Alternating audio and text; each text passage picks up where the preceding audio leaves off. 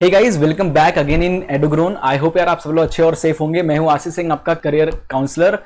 और आज हम इस वीडियो में डिस्कस करने जा रहे हैं ऐसे गवर्नमेंट और प्राइवेट जॉब जो 12th पास वाले कैंडिडेट दे सकते हैं, या ऐसे कैंडिडेट जो 12th पास के बाद जॉब करना चाहते हैं गवर्नमेंट सेक्टर में या फिर प्राइवेट सेक्टर में। तो कौन कौन सी ऐसे गवर्नमेंट जॉब्स होते हैं जो 12th पास, एटलीस्ट 12th पास कैंडिडेट दे सकते हैं, या कौन कौन से प्राइवेट सेक्टर में जॉब्स के ऑप्शंस होते हैं क्लास 12th पास होने के बाद। ये सारी चीज़ें आज हम लोग इस वीडियो में डिटेल में डिस्कस करेंगे। बट वीडियो शुरू करने से पहले एक इंपॉर्टेंट चीज़ें आप बच्चों को बताना चाहूँगा। जो भी ये वीडियो देख रहे हैं, अगर आप क्लास 12th पास आउट हो और आप ऐसे कुछ प्लान कर रहे हो, है ना, तो मैं प्लीज़ आप लोगों से यहाँ हाथ जोड़ के नव निवेदन करता हूँ कि यार एटलीस्ट ग्रेजुएशन कंप्लीट करो, है ना। देखो, काफ़ी सारे टेंशन आते हैं, फैमिली प्रॉब्लम और बहुत सारी चीज़ें आपके ऊपर आएंगी। आप जैसे जैसे बड़े होगे ना, ऐसे ऐसे आस पास दुनिया से जुड़ोगे तो ऐसी टेंशन, छोटी मोटी चीज़ें आती रहती है। तो उनको हैंडल करो, उनको ओवरकम करना सीखो, ना कि उसको लेकर बैठकर टेंशन में पूरा ज़िंदगी बर्बाद कर देना। तो ऐसे छोटे मोटे टेंशन को लेकर ऐसा बिल्कुल नहीं सोचना है कि यार अब मैं पढ़ाई छोड़ रहा हूँ, है ना। तो बिल्कुल नहीं सोचना है। एटलीस्ट ग्रेजुएशन आप लोगों को, सभी लोग को कंप्लीट करना ही है, क्योंकि यार कुछ रहे या ना रहे, पढ़ाई आपका साथ कभी नहीं छोड़ेगा। ठीक है, तो इस चीज़ को बहुत ध्यान से रखें। और उसके बाद बहुत लोग ऐसे होते हैं जो ग्रेजुएशन करते हैं, बट ग्रेजुएशन ऐसे डिपार्टमेंट से कर लेते हैं कि उसमें कोई जॉब की अपॉर्चुनिटीज़ नहीं है। फिर वो चाहते हैं कि यार मेरा 12th का नंबर अच्छा था, उस बेस पे क्या मैं कोई गवर्नमेंट एग्जाम देकर उसको क्वालिफाई करके अंदर जॉब में जा सकता हूँ क्या। ऐसी अपॉर्चुनिटीज़, ऐसे कंटेंट आपको चाहिए तो ये वीडियो आपके लिए परफेक्ट होने वाला है। तो हम लोग आज इस वीडियो में यही डिस्कस करेंगे, क्लास 12th पास होने के बाद क्या ऐसे कोई गवर्नमेंट जॉब्स है जो 12th पास कैंडिडेट को जॉब देती है डायरेक्ट। ऐसे कौन कौन से एग्जाम्स होते हैं या कौन कौन सा प्रोसेस है जिसकी वजह से हमें ये सब मिल पाएगा। ठीक है, तो वीडियो को शुरू करते हैं। छोटी सी रिक्वेस्ट है, लाइक शेयर और सब्सक्राइब जरूर कीजिएगा। चलिए शुरू करते हैं।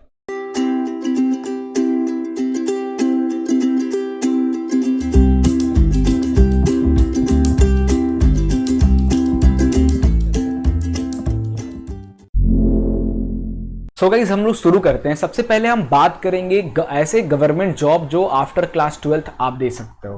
क्लास 12th के बाद ऐसे गवर्नमेंट जॉब जो आप दे पाओगे, सिर्फ 12th की डिग्री आपके पास है ना, तो आप इन गवर्नमेंट जॉब के लिए अपीयर हो। ठीक है, तो देखो यहाँ पे हम बात करते हैं क्लास एसएससी के। पहले एसएससी अलग अलग हम सारे फील्ड्स में देखेंगे। तो स्टाफ सिलेक्शन जो कमीशन है एसएससी, ऐसे कौन कौन से एसएससी एग्जाम्स होते हैं फॉर क्लास 12th स्टूडेंट का 12th बेस पे। ठीक है, तो आप बात करते हैं एसएससी CHSL एक एग्जाम होता है ना, SSC CHSL 12th के बेस पे। इसमें कुछ वैकेंसीज होती हैं, लाइक अपर डिवीजन क्लर्क के लिए, lower division clerk, postal assistant, data entry operator और सॉर्टिंग असिस्टेंट। ठीक है, यही SSC CHSL का जब आप एग्जाम दोगे, ये एग्जाम क्वालिफाई करोगे, उसमें आता है कि आप कौन से पोस्ट के लिए जनरली कर रहे हैं, तो आप इन पोस्ट के लिए ये एग्जाम दे सकते हैं। और अगर आपका ये एग्जाम 2 लेवल में होगा, फर्स्ट मेन और फिर प्री और मेन। ठीक है, प्री में वही आपको एप्टीट्यूड, रीजनिंग वगैरह पूछा जाएगा, जीके वगैरह चीज़ें पूछेंगी। सेकेंड राउंड में भी वही होगा, थोड़ा टफ लेवल में, है ना। दोनों एग्जाम क्वालिफाई कर लोगे आप तो आराम से आपको इन 5 और 6 में से कोई भी जॉब मिल जाएगी। और इसके लिए सिर्फ 12th पास होना आपका जरूरी होना चाहिए। ठीक है, परसेंटेज मैटर करता है क्या सर? नहीं, कोई मैटर नहीं करता। आपको ये एग्जाम मैटर करता है भाई, एग्जाम क्वालिफाई करना आपका जरूरी है। ठीक है, हाँ, कभी कभी जब ऐसा प्रॉब्लम आता है कि भाई 2-4 बच्चे सेम वाले फंस जाते हैं, इस केस में फिर उनका 12th परसेंटेज देख के मेरिट लिस्ट बनाई जाती है। ठीक है, बट एग्जाम निकालना बहुत बड़ी बात हो जाती है। ठीक है, फिर इसी में एसएससी में एक मल्टीटास्किंग स्टाफ की वैकेंसी निकलती है, SSC MTS मल्टीटास्किंग स्टाफ। इसको भी 12th पास कैंडिडेट दे सकते हैं। जनरली ये जो एग्जाम है, ये 10th पास वाले भी इसमें एलिजिबल होते हैं। तो अगर आप 12th पास आउट हो तो आप ये एग्जाम भी दे सकते हो, मल्टीटास्किंग स्टाफ। और ये जितने भी जॉब बता रहा हूँ ना, जैसे starting in upper division clerk, इस सब में आपकी सैलरी 25,000 से 35,000 के बीच में पर मंथ आपकी स्टार्टिंग में सैलरी होगी। मल्टीटास्किंग स्टाफ की बात करें तो 22,000 से लेके 32,000 के बीच में आपकी सैलरी होगी। फिर SSC GD का एग्जाम होता है, साल में एक बार एग्जाम होता है, जिसमें जनरल ड्यूटी कांस्टेबल की वैकेंसी निकलती है।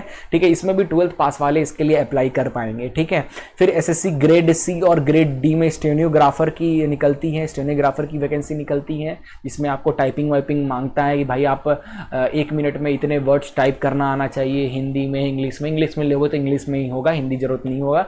तो आप इसके लिए अप्लाई कर सकते हो। एसएससी ग्रेड सी और ग्रेड डी में स्टेनोग्राफर की वैकेंसी आती है, 12th पास वाले इस जॉब के लिए एलिजिबल होते हैं, ठीक है। इसकी भी सैलरी अच्छी खासी होती है, ओके। अब रेलवे सेक्टर की बात करें तो आरआरबी असिस्टेंट लोको पायलट, देखो लोको पायलट की वैकेंसी के लिए ग्रेजुएशन होना एटलीस्ट कंपलसरी होता है, बट असिस्टेंट लोको पायलट के लिए आरआरबी एएलपी के नाम से एक एग्जाम होता है साल में एक बार, जिसमें असिस्टेंट लोको पायलट के लिए होता है। 12th पास वाले कैंडिडेट अप्लाई कर सकते हैं, 2 लेवल में एग्जाम होगा, क्वालिफाई कीजिए और मस्त 25,000 से 35,000 के बीच में सैलरी उठाइए हर महीने, ठीक है। फिर हम बात करते हैं रेलवे ग्रुप डी में भी वैकेंसी निकलती है आरआरबी ग्रुप डी के नाम से, है ना, या आरआरसी ग्रुप डी के नाम से, जिसमें helper, assistant pointsman, track maintainer, है ना, स्वीपर, ये सब की वैकेंसी इसमें जनरली निकलती है। ये भी 12th पास वाले अप्लाई कर सकते हैं।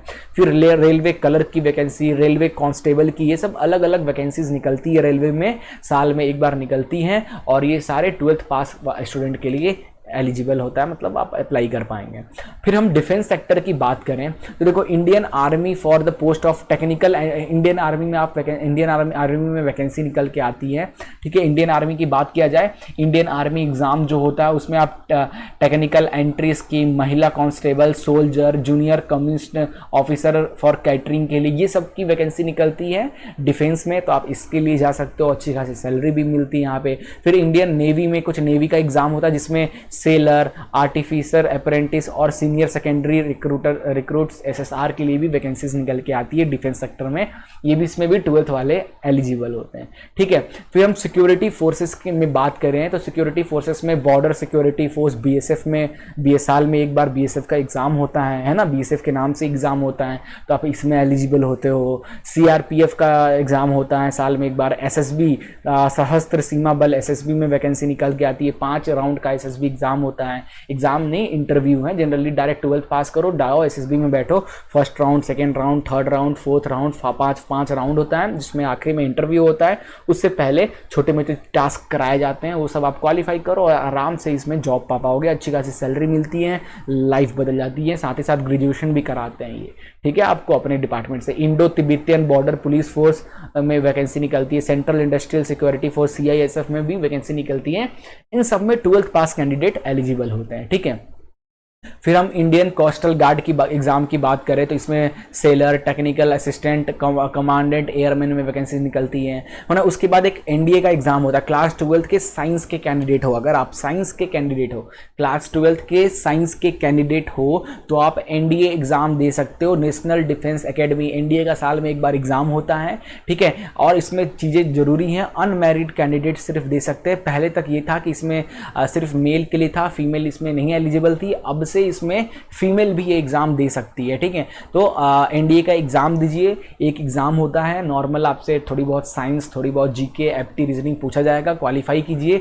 उसके बाद आपको एनडीए का फर्स्ट राउंड में तो एग्जाम होता है, second round, third round, fourth round ऐसे होते हैं, इंटरव्यू होता है, फिर ऐसे कुछ उल्टे फोटोज दिखाएंगे, उस पर स्टोरी टेलिंग, डिबेटिंग, ये सारी चीज़ें होती हैं। इसको क्वालिफाई करते जाइए और आराम से आप एनडीए क्वालिफाई कर दोगे, और ये सिर्फ फिजिक्स, केमिस्ट्री, मैथ वाले कैंडिडेट के लिए ही होता है, ठीक है। तो ये कुछ सरकारी नौकरी थे जो 12th पास कैंडिडेट एलिजिबल होते हैं। आई होप आपको ये सारी चीज़ें क्लियर हो गई होंगी, ठीक है। अब आपको जानना है कि कौन सा पेपर कौन से कब आता है, फॉर्म कब आता है, तो आप पहले तो ये चूज कर लो कि आपको कौन से सेक्टर में जाना है। आप सर्च करो रेलवे कलर की वैकेंसी कब निकल, रेलवे कलर वैकेंसी है ना 2022 सर्च करो, आपको पता चल जाएगा कब आने वाला है, कब इसका सब कुछ गूगल में पता चल जाएगा आपको, है ना। चलिए अब हम प्राइवेट सेक्टर की बात करें तो 12th पास कैंडिडेट प्राइवेट सेक्टर में बहुत सारे जगहों पे जॉब कर सकता है, बहुत सारी जगहों पे जॉब कर सकता है, ठीक है।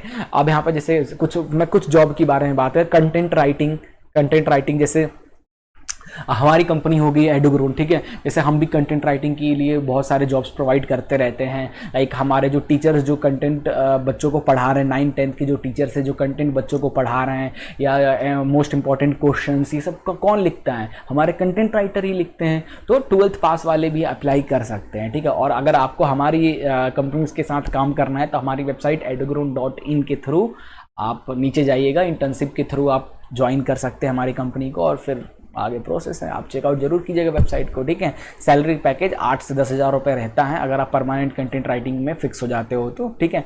और बैजूस हो गई, ठीक है, अनअकैडमी, इतनी सारी कंपनीज हैं, ये सारी के सारे ऐसे कंटेंट राइटिंग की वैकेंसी पड़ी रहती है, ठीक है।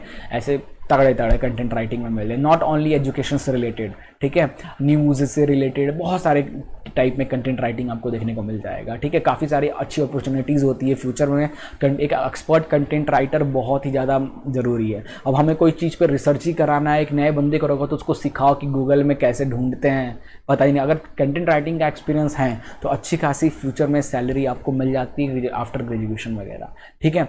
फिर आप ट्यूटिंग कर सकते हो, है ना, ये ट्यूटिंग, होम ट्यूटिंग हो गया, चाहे कोई इंस्टीट्यूट में जाकर ट्यूटिंग कर सकते हो, 9, 10, 6, 7, 8 के बच्चे को पढ़ा सकते हो, इसमें भी अच्छी खासी अपॉर्चुनिटीज़ हैं। फिर बीपीओ की जो वैकेंसी निकल, बिजनेस प्रोसेस आउटसोर्सिंग, है ना, इसमें भी 12th पास वाले कर सकते हैं। बट इसमें कुछ ऐसे बहुत अच्छी आने वाले बिजनेस जितने भी कंपनीज हैं ना, उसमें बीपीओ की बहुत ज़्यादा रिक्वायरमेंट होती है। फ्रंट ऑफिस या बैक ऑफिस में बहुत ज़्यादा रिक्वायरमेंट होती है, आने वाले टाइम में इसकी रिक्वायरमेंट बढ़ने भी वाली है। तो 12th पास में बीपीओ की जॉब करो, फिर धीरे से साइड में ग्रेजुएशन वगैरह डाल देना, ग्रेजुएट होने के बाद बीपीओ की जॉब करोगे तो सैलरी वगैरह काफ़ी अच्छी मिलती है। फिर डाटा एंट्री ऑपरेटर का काम कर सकते हो। डाटा एंट्री की आपको कुछ डाटा मिलेगा, उसको आपको एक्सेल सीट या कहीं डाटा में उसको एंट्री करना रहता है जनरली। ये इसमें भी एक अच्छी खासी अपॉर्चुनिटीज़ है मार्केट में। बहुत सारे प्राइवेट कंपनीज ऑनलाइन भी डाटा एंट्री ऑपरेटर का काम कराती हैं। इसी में कुछ कंपनीज बहुत ज़्यादा फ्रॉड भी करती हैं, आपसे महीने भर अच्छा डाटा टाइपिंग सब करवा लिया और लास्ट में सैलरी नहीं दी, भाग गई कंपनी। तो ज़रा बच के रहें ऐसे, ठीक है। प्री उसके बाद आप प्राइमरी स्कूल, अगर लेडीज़ फीमेल हो आप तो प्राइमरी स्कूल टीचर में जॉब कर सकते हो।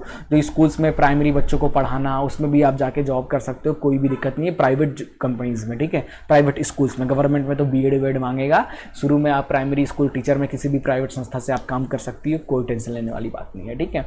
फिर बैक ऑफिस, प्राइवेट कंपनीज में, प्राइवेट स्कूल्स में, है ना, बैक ऑफिस, फ्रंट ऑफिस में भी आप रिसेप्शनिस्ट जैसे वर्क आप कर सकते हो, ठीक है। तो ये सारे करियर ऑप्शंस थे आफ्टर 12th, ठीक है। तो आप, आई होप आपको सारी चीज़ें समझ में आ गई होगी। कहीं भी कुछ डाउट आता है तो कमेंट करके जरूर पूछिएगा।